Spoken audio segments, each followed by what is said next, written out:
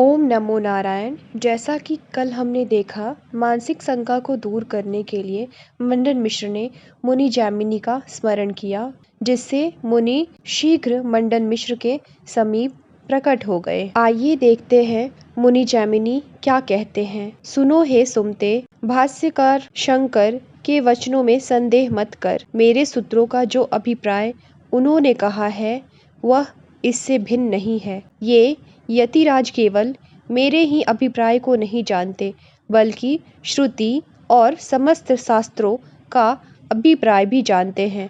भूत, भविष्य तथा वर्तमान को जितना ये जानते हैं, उतना अन्य कोई भी नहीं जानता।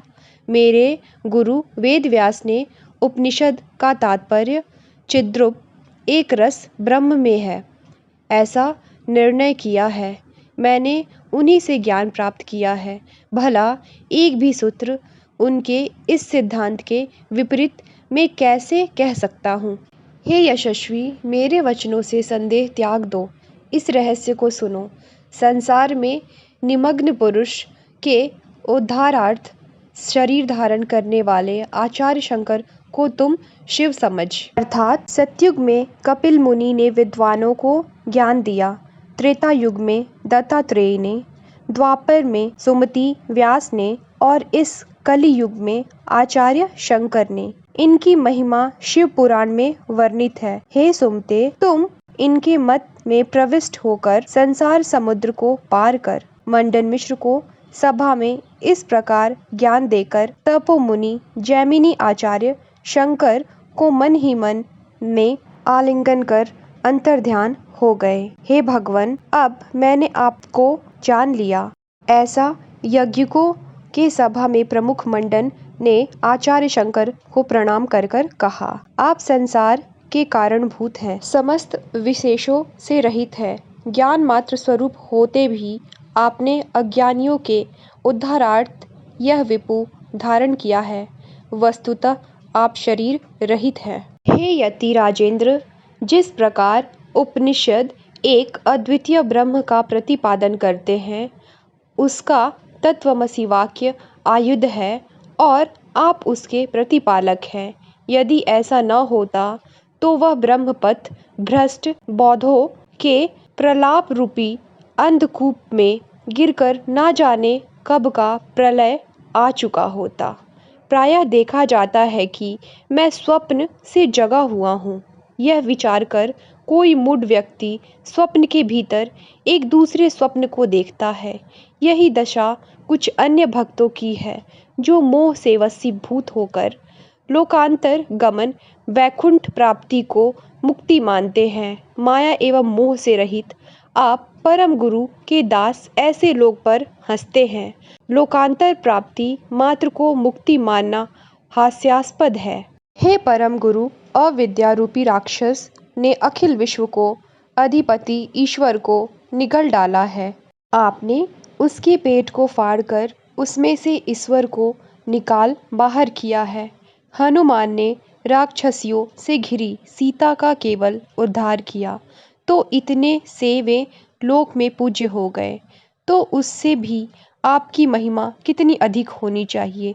हे जगत की पीड़ा को नष्ट करने वाले, तुम्हारी इस प्रकार की अचिंतनीय महिमा को न जानकर मैंने आपके समक्ष जो अनुचित बातें की है, हे कृपा सागर, उन सब को आप क्षमा कर दे। अमित भाग्यशाली कपिल, कराद, गौतम आदि ऋषि लोग भी जिस श्रुति के अर्थ का निर्णय करने में मोहित असमर्थ रहे, उसे भला परम शिव के अंश भूत बिना आपके और कौन सामर्थ हो सकता है।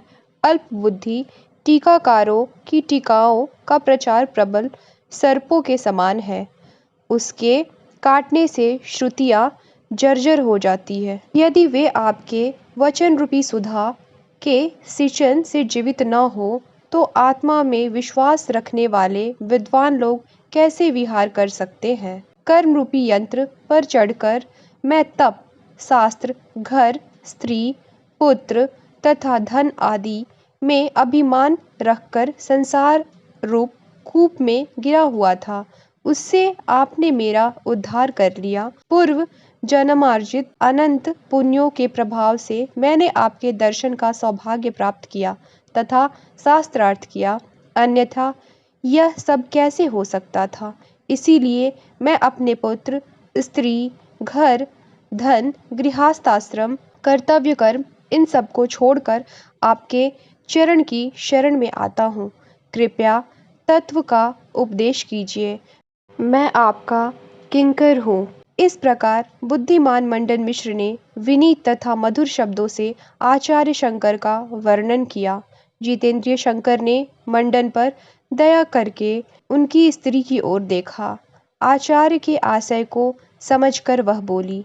उभय भारती कहती है, हे यतीन्द्र, मैं आपके अभिप्राय को समझती हूँ। मैंने इस भावी घटना को अपने बचपन काल में ही एक तपस्वी के द्वारा जान लिया था। एक समय मैं अपने माता के पास बैठी थी, तब एक कांतिमान तपस्वी वहां आए। माता ने उनका आतिथ्य कर लेने पर उनसे पूछा, हे त्रिकालज्ञ महात्मन, मैं इस पुत्री के भाग्य के विषय में कुछ पूछना चाहती हूँ।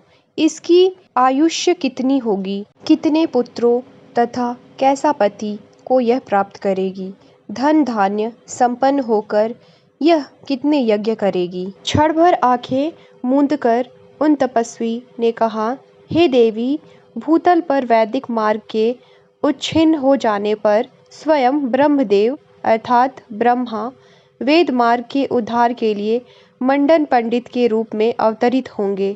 जिस प्रकार पार्वती ने शंकर की, लक्ष्मी ने विष्णु को प्राप्त किया, उसी प्रकार तुम्हारी कन्या भी अपने अनुरूप मंडन को पति रूप में पाकर समस्त यज्ञों को करेगी और पुत्रों के साथ बहुत दिनों तक प्रसन्न रहेंगी।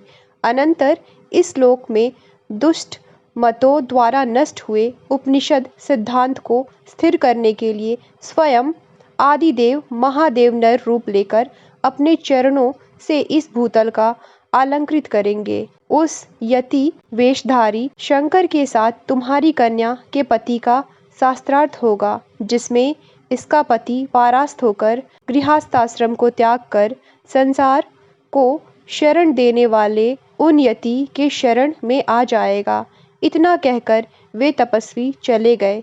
हे विद्वन, वे सभी वचन उनके सत्य हुए हैं, तो यह वचन कैसे मिथ्या होगा। परंतु हे विद्वन, अब तक तुमने पंडितों में श्रेष्ठ मेरे पति को पूरी तरह से नहीं जीता है, क्योंकि मैं उनकी अर्धांगिनी हूँ और उसे तुमने अभी तक नहीं जीता है। इसीलिए मुझे जीतकर इन्हें अपना शिष्य बनाइए। यद्यपि तुम इस जगत के मूल कारण हो, सर्ववेता परम पुरुष हो, फिर भी तुम्हारे साथ शास्त्रार्थ करने के लिए मेरा मन उत्कुंठित हो रहा है। शंकर स्वामी कहते हैं, यह तुम्हारा वचन अनुचित है, क्योंकि यशस्वी पुरुष महिला के साथ वाद विवाद नहीं करते। इसके बाद उभय भारती कहती है, हे भगवान, अपने मत का खंडन करने के लिए जो चेष्टा करता हो, चाहे वह स्त्री हो या पुरुष, उसके जीतने का अवश्य प्रयत्न करना चाहिए। यदि अपने पक्ष की रक्षा करना अभिष्ट हो, इसीलिए गार्गी ऋषि वचकनु की कन्या थी, इसीलिए उनका नाम गार्गी हुआ था। महाभारत शांति पर्व के अध्याय 320 के साथ महर्षि याज्ञवल्क्य ने शास्त्रार्थ किया तथा सुलभा के धर्मध्वज नाम वाले राजा जनक के साथ वाद विवाद किया। क्या स्त्री से शास्त्रार्थ करने पर भी वे यशस्वी न हुए? इसीलिए युक्ति युक्त उभय भारती के वचन को सुनकर श्रुति रूप नदियों से पूर्ण समुद्र के समान आचार्य सर्वज्ञ शंकर देशिक ने सरस्वती उभय भारती के साथ शास्त्रार्थ करना स्वीकार किया। कल जानने की कोशिश करते हैं शंकर स्वामी तथा उभय भारती के बीच का शास्त्रार्थ किसकी विजय हुई और किसकी हार। ओम नमो नारायण, हर हर महादेव। आशा करती हूँ आपको ये सारी वीडियोस पसंद आ रही होंगी।